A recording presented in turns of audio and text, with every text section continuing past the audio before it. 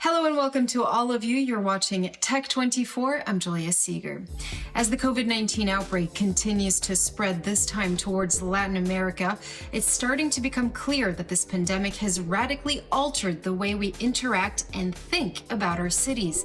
In this edition, we tell you how mobility players in particular need to prepare for the new world ahead. And in Test 24, Dan and Jay cattle car will try to beat the traffic while staying safe with a features-packed e-scooter.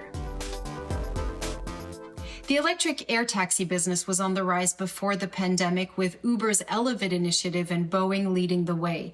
But following the global outbreak and its potential economic downturn, the sector could take a serious hit. At the same time, such individual types of transportations could also be encouraged in a post-pandemic era. Jean-Émile Jamim has the story. No traffic jams, no train delays, and no cold platforms. It's the promised future of air travel as electric vertical takeoff and landing aircraft, or eVTOLs, take to the sky. So you have an airplane that takes off vertically like a helicopter, but once it's in the air it accelerates into forward flight and flies with wing-borne lift, and this way it achieves much higher speeds than cars, but also higher speeds than a helicopter.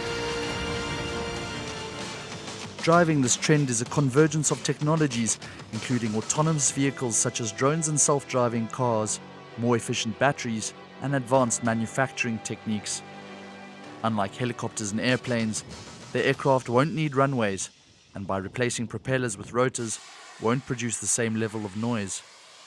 Some are expected to reach speeds of nearly 300 km an hour, traveling over 200 kilometers on a single charge, while maintaining safety. German company Volocopter expects air regulations to be the only serious hurdle to overcome. Have to all coexist in more and more dense airspaces. So in order to get there, we need to develop today's air traffic management system one step further into a universal traffic management system. It seems likely that eVTOL taxis will begin operating in the next few years. Less certain, though, is whether the public will buy into the idea and whether the industry can reduce prices enough to avoid them being labeled as a billionaire's plaything. Well, to speak more about how COVID-19 is set to change the way we move around our cities, let's bring in Julie Chrétien, a project manager at 60, a consulting firm specialized in mobility issues. Thank you very much indeed for joining us, Julie. Hello, Julia. So what do you think lies ahead for shared mobility and micro-mobility as we move forward after this global pandemic? Currently, what is going probably to happen is that post-COVID mobility is going to resemble a lot pre-COVID mobility. Why? Because basically people who commute on a daily basis do not have a million different possibilities, and that as soon as the social distancing measures are going to be lifted, they're going to flock back to public transport, presumably. However, there are two aspects which are going to have an impact on mobility and micro-mobility. The first one is that we are probably going to see a rise in bike use and in the infrastructure that goes with it. And everything that is good for bike use is usually good for other micro-mobility modes. A bike lane can also be used by electric scooters. The other aspect is the fact that we have seen a rise in work from home and telecommuting. And now that people have tried it, they will probably continue using it, of course, not on a daily basis. This is going to have an impact on the number of people commuting every morning and therefore on the volume of people traveling at peak hour. And on the other hand, we are probably going to see a rise in the number of trips taken throughout the day. Since the reasons why people are moving are changing, the modes they're using are potentially going to change, and people might use differently micromobility. At the same time, another impact of COVID is the probable economic crisis that is coming ahead. And the fact is that up until now, micromobility and shared micromobility services have been heavily subsidized by investment funds. So the risk is that in the situation of an economic crisis, these investment funds are going to stop subsidizing the different services currently existing, and that only the strongest are going to survive. We're in a bit of a Hunger Games situation right now, and the number of overall the industry should be reconcentrating itself.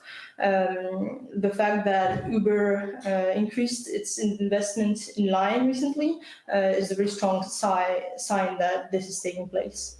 Now, Julie, what kind of lessons can a city take away from this pandemic, and can a city actually become smarter after this? Well, the fact is, investment in heavy infrastructure, which is sometimes seen as a necessary step for cities to become smart, is probably not going to. Is probably going to be impacted by the crisis. However, on the other hand, during the crisis, cities have rediscovered the whole idea of tactic urbanism.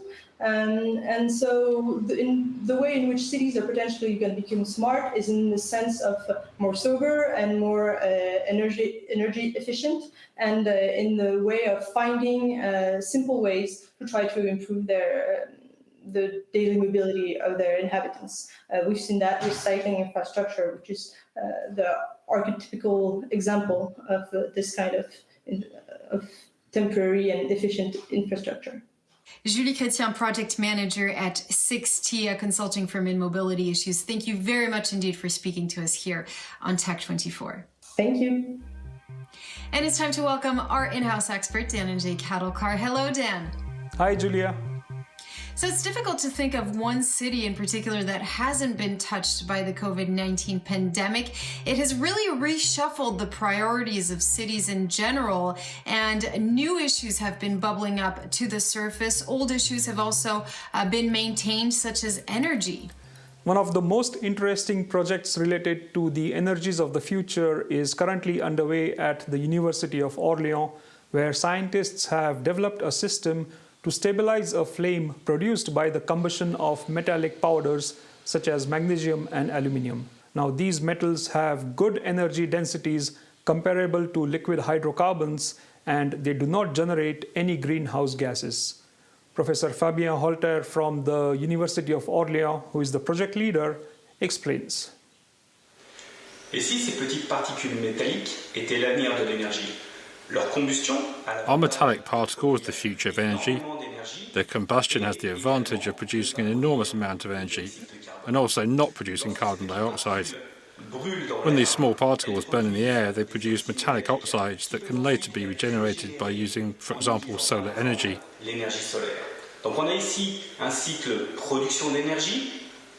Here we have an energy production cycle followed by recycling, which allows us to store this renewable energy in a durable and secure way so that we can use it where and when we need. Pour qu'ensuite on puisse utiliser cette énergie où et quand. The Stellar project, financed by the French National Research Agency, brings together a consortium of researchers and industrialists that work on this innovative subject. Chercheurs et d'industriels qui travaillent sur ce sujet inédit et novateur. These works are part of a breakthrough approach to solve the problem of global warming in the long term.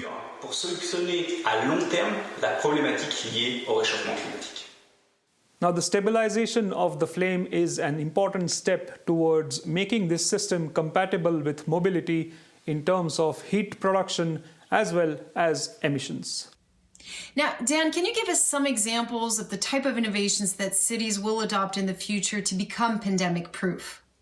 For example, the office buildings of a Warsaw-based firm will soon operate in two modes, a normal mode and a pandemic mode. In the latter, certain processes will be activated, like the use of only fresh air for air conditioners in order to stop the circulation of virus in the buildings, and the installation of ultraviolet lamps in lifts and air conditioners in order to keep them free of pathogens like bacteria and viruses. In Milan, there is a great emphasis on environmental initiatives like tree plantation and construction of new cycle and pedestrian ways in order to improve the city's air quality. Well, thank you very much indeed for that, Dan and Jay Kattlecar. And we're going to move on now to Test 24.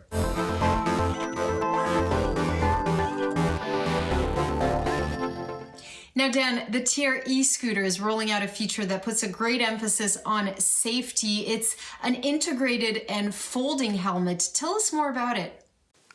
The integrated helmet facility is being rolled out in Paris, starting with 100 scooters. It's quite compact and it doesn't hinder the ride in any way. These e-scooters are also equipped with wireless charging stations that allow you to charge your mobile phone during a ride.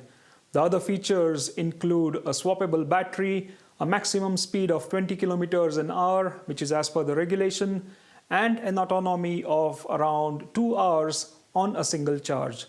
The company is experimenting with the copper plating of the handlebars. Copper has antimicrobial properties, and this can help in keeping the handlebars free of germs. Now, during the COVID-19 crisis, the company launched a program through which they are offering free rides to people who keep our cities running. This includes healthcare workers, fire brigade personnel, and supermarket employees. Back to you, Julia. Well, thank you, Dan and Jay Kettlecard. That actually brings us to the end of this week's edition of Tech 24. We hope you enjoyed it, and do stay with us here on France 24.